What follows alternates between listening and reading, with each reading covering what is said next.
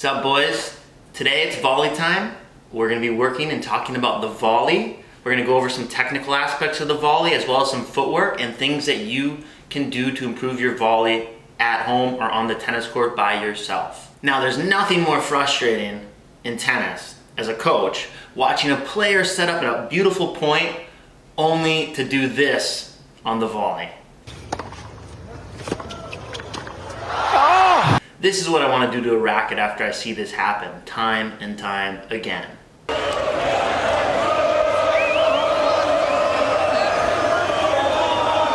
We're going to be going over 3 things that you want to focus on with the volley technique. And first off, we're going to start with don't swing. Guys, you don't want to swing with your arms on the volley too much. That's probably the #1 mistake I see. We have this video of Kyrgios here, and I just want you to really focus on how small of a take back and follow through he has on his volleys. As you can see, he has a very small take back on both his forehand and his backhand, and his follow through is very small. Listen, guys, you don't have to take a huge swing on the volley. All that pace that's coming at you gets redirected very effectively as long as you are hitting that ball out in front of you. So that's point #1. Do not swing at the volley. Point #2 is contact point out in front. It's so important. Here we have a video of Federer in slow motion with his volley. I want you to really focus on how early his contact point is here on the forehand side. As you can see, he's making contact, racket and ball meet in front of his body. Now it's even crazier to watch because when you see players backhand volleys, I want you to notice how much even earlier people have to make contact on their backhand volley to get it out in front. Your volleys are all on your right side of your body.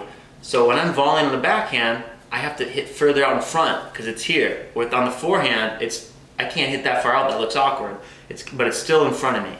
The third thing that is so huge with the volley is you got to use your feet.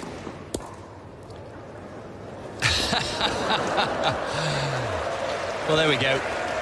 That's just Well, not really using your feet like that, but this does go back to our first point. Don't swing. Now there's 2 different things I want to show you with the footwork that we're doing. I have two different videos of Federer here. We're going to start with when he's already at the net versus when he's maybe serving volleying or coming in and hitting that first transition volley, because the footwork is similar but a little different at the same time. The first video is when Federer's already at the net. As you can see, he's always trying to hit volley with stepping in with his opposite foot, moving forward a bit if he can. Sometimes the ball's coming really fast and maybe it's just a little step forward, but you're trying to get some sort of momentum going into the court or into your target. We're going to look at some serve and volley points. You can see his step in is much larger when he's hitting that transition volley versus when he's already at the net. This last point is a great example of it. He comes in, serves, comes in off the volley, hits a great volley. I think it's a backhand volley cross court, comes in, gets the second volley, and as you can see, his footwork, the step in on the first volley, is a lot larger than the step in on the second volley. Now you're gonna want to use these 3 tips or you're gonna end up like this kid. Hey Alfonso, can we see more basketball bottle flippings? Not good. No one wants that. Just showed you 3 great videos of pro tennis players and 3 tips that you can use to help get your volleys better. We're gonna take a look at some footwork, some technical aspects of the volley, and a drill that you can use to improve your hands and volleys at your house. We're going to start off by taking a look at the volley technique and how far the take back should be, because this is something that people mess up a lot. Here's a video of me. I'm showing you. I'm a little snappy with it. Starting out, getting in those positions will help you get an idea of where the racket should be. Quick pointer, I always like to think that the butt cap is always kind of staying even with your belly button. You can maybe get a little behind it, but not too far, because otherwise that means the swing is most likely too big. Now, the second thing that's super important with the volley is the swing path of the volley.